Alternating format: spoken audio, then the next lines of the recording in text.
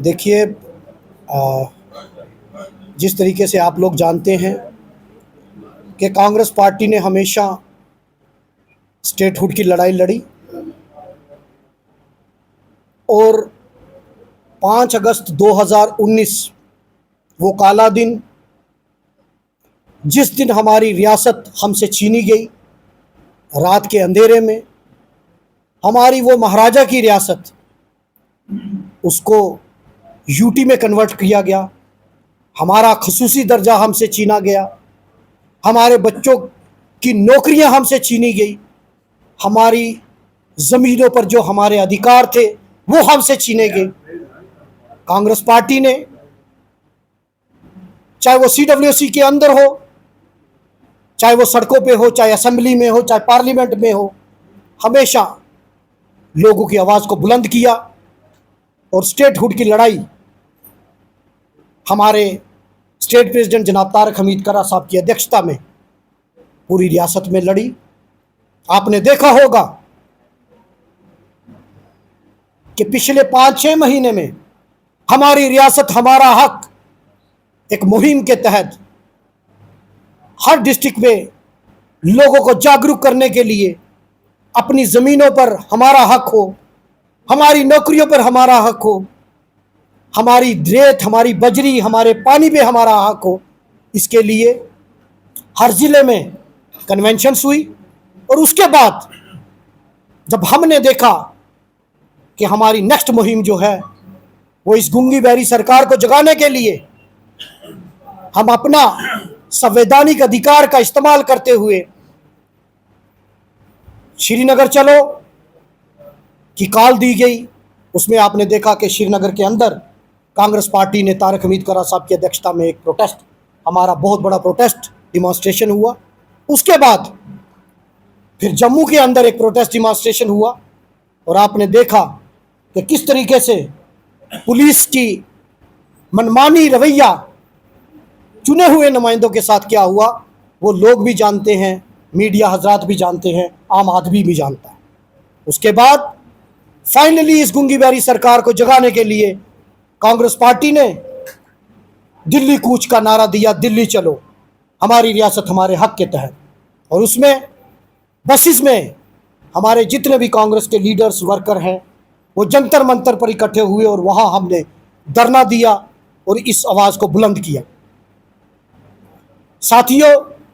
ये एक दिन की लड़ाई नहीं है, ये एक बड़ी लंबी लड़ाई है और इसमें हम सब की भागीदारी सुनिश्चित करने के लिए कांग्रेस पार्टी ने एक कैलेंडर जारी किया है। 1 तारीख से 4 तारीख तक चाय पे चर्चा, चौराहे पे चर्चा, व्यापारियों से बात करनी है और 5 तारीख वो काला दिन जो हमारा कल 6 साल मुकम्मल हो जाएंगे हमारी रियासत हमसे छीने हुए, कल हमारा यहाँ धरना प्रदर्शन होगा। और हम तो हमेशा जिस तरह पहले भी अपने लोगों की लड़ाई लड़ने के लिए अगर हमें कोई गिरफ्तार भी करता है तो हम गिरफ्तारियाँ भी देने के लिए तैयार हैं, लेकिन मैंने आज तभी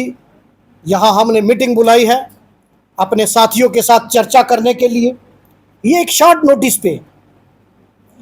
लोग इकट्ठे हुए। अभी हमने सभी वर्कर्स को, बड़े सारे वर्कर हमारे छूट गए हैं। मैं आपके माध्यम से उन वर्कर से भी अपील करना चाहता हूं कि कल हमारा धरना प्रदर्शन राजौरी ज़िला हेडक्वार्टर पर होगा और उसमें हमारा पीसफुल धरना रहेगा, प्रोटेस्ट रहेगा और हमारी रियासत हमारा हक, हम इसको ब्लैक डे के जो 5 अगस्त को ब्लैक डे, काला दिन मनाएंगे कि हमारे से हमारे हकूक़ छीने गए, गैर कानूनी तरीके से हमारे हकूक़ छीने गए। और कल के दिन हम ब्लैक डे सेलिब्रेट करेंगे और सेलिब्रेट इसलिए करेंगे क्योंकि हम उस गूंगी बहरी सरकार को याद दिलाएंगे कि आपने जम्मू कश्मीर लोगों के साथ क्या किया। और वो कल हम अपना एहतजाज, अपना प्रोटेस्ट सरकार के सामने रखेंगे। कल मैं आपके माध्यम से तमाम रजौरी वासियों से अपील करना चाहूँगा कि ज़्यादा से ज़्यादा तादाद में आप यहाँ इकट्ठे हों। जहाँ हम अम्बेडकर पार्क है सलानी पुल के पास, क्योंकि बाबा भीमराव अम्बेडकर हमारे लिए संविधान, वो संविधान सभा के अध्यक्ष थे, उन्होंने हमें संविधान दिया था। और इस जो मोदी सरकार है इसने उस संविधान की धज्जियां उड़ाई और गैर संवैधानिक तरीके से हमसे हमारी रियासत छीनी गई। हम उन्हीं बाबा भीमराव अम्बेडकर की वहाँ प्रतिमा है, वहाँ मूर्ति है, वहाँ इकट्ठे होंगे और इस लड़ाई में हमारा सहयोग सब देंगे। और ये साथियों, ये लड़ाई कोई एक दिन की लड़ाई नहीं, अभी हमें बहुत लंबा संघर्ष करना है। इस पे हमारा आगे चेन हंगर स्ट्राइक का प्रोग्राम भी है, उसमें भी हमारे साथी हंगर स्ट्राइक पे भी बैठेंगे और हम तब तक ये जारी रखेंगे जब तक हमें रियासत का दर्जा नहीं मिलता। मैं तमाम रजौरी वासियों से अपील करना चाहूँगा कि वो कल रोज़ 5 अगस्त जो हमारा ब्लैक डे हम मना रहे हैं,